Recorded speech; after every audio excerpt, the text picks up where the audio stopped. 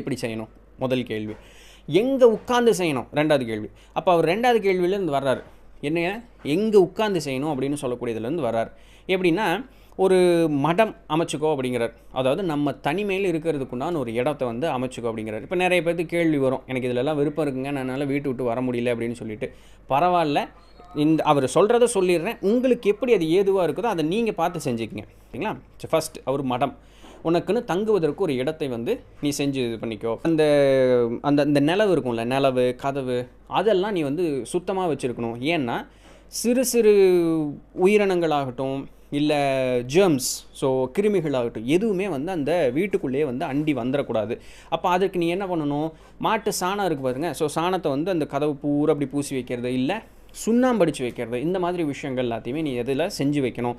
தினமும் வந்து அந்த இடத்த தொடப்பம் வச்சு கூட்டி சுத்தம் பண்ணி, அதுக்கு வந்து நிறைய அந்த ஊதுபத்தியோ இல்லை இந்த மரப்பிசினில் இருக்கக்கூடிய அது மேலே வரக்கூடிய அந்த நறுமணங்கள் அதெல்லாமே போட்டு, சாம்பிராணி போடுறது வேறு ஒன்றும் இல்லை, இதெல்லாம் போட்டு அந்த இடத்த வந்து நீ சுத்தபத்தமாக நல்லா கமகமான்னு வச்சுருக்கணும். எந்த விதமான மலங்கள், 18 வகையான மலங்கள் இருக்குது அப்படிங்கிறாரு. ஒன்றும் இல்லை, இப்போது இந்த மிருகங்கள் பூச்சிகள்லாம் அந்த கழிவுகள் போடணும். ஸோ அந்த மாதிரி எதுவுமே அந்த இடத்துல இருக்கக்கூடாது. அப்படி பக்காவாக இருக்கணும், நீட்டாக சுத்தபத்தமாக நல்லா கமகமான்னு இருக்கிற மாதிரி அந்த இடத்த நீ செஞ்சு வச்சுக்கணும். இப்போ நீ உட்கார்றதுக்கு அந்த மேடை வந்து நீ தயாரிக்கணும். எப்படி தயாரிக்கணும்னா, ஒன்றா துணி, நல்லா கனமான துணி இருக்கணும், இல்லாட்டி மானுடைய தோல் போட்டு உட்காரணும் அப்படிங்கிறாரு. அதை உன்னை தவிர வேறு யாரும் தொடவும் கூடாது, அந்த இருக்கை மேலே இன்னொருத்தர் வந்து உட்காரவும் கூடாது. ஸோ இது வந்து ரொம்ப ஸ்ட்ரிக்டாக சொல்கிறார். மேக் ஷுர் தட் நீ மட்டும்தான் அதை ஹேண்டில் பண்ணணும், அதை இன்னொருத்தன் தொடக்கூட கூடாது, அங்கே வேறு இன்னொரு ஆள் வந்து உட்காரவும் கூடாது அப்படிங்கிறார். ஒன்று. அப்புறம் உன்னுடைய ஆசனம் வந்து நல்லா அகலமான ஆசனமாக இருக்க வேண்டும். ஸோ ஆசனம்ங்கிறது உட்காரக்கூடிய அந்த இருக்கை, அது வந்து அகலமாக இருக்கணும் அப்படின்னு சொல்கிறார்.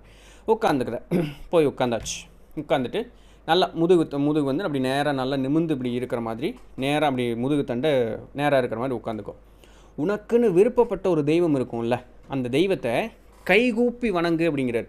கைகூப்பி அந்த தெய்வத்துக்கிட்ட வணங்கி, நான் இந்த மாதிரி செய்ய போகிறேன், எனக்கு வந்து நீங்கள் அருள்பாலிங்க அப்படின்னு சொல்லி மனசார உனக்கு பிடிச்ச எந்த தெய்வமானாலும் அந்த தெய்வத்துக்கிட்ட வேண்டிக்கோ.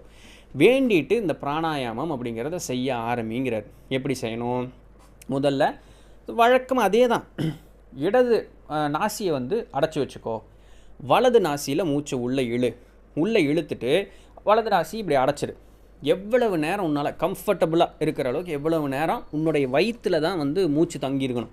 எவ்வளவு நேரம் உன்னுடைய வயிற்றில் அந்த மூச்சு தங்கி வைக்க முடியுமோ வச்சுட்டு பொறுமையாக இடது நாசி வழியாக மூச்சை வெளியே விடு.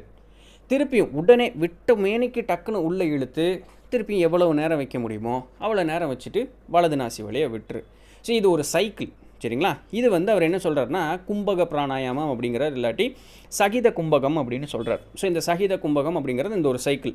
வலதில் இழுத்து உள்ளே தக்க வச்சு இடத்துல விடுறோம், விட்ட மேனிக்கே பொறுமையாக விடணும், திருப்பியும் விட்ட உடனே இடது வழியாக இழுத்து உள்ளே தக்க வச்சுக்கிட்டு திருப்பியும் வலது வழியாக விடுறோம். இது ஒரு சைக்கிள். இந்த ஒரு சைக்கிள் வந்து 20 தடவை செய்யணும். எப்போது? ஒரு நாளைக்கு 4 தடவை வந்து இதை 20 தடவை செய்யணும். ஒரு தடவையும் 20 தடவை. எப்போ 4 தடவைன்னு கேட்டால், காலை, மதிய வேளை, மாலை, நடுராத்திரி, இந்த 4 வேளையில்.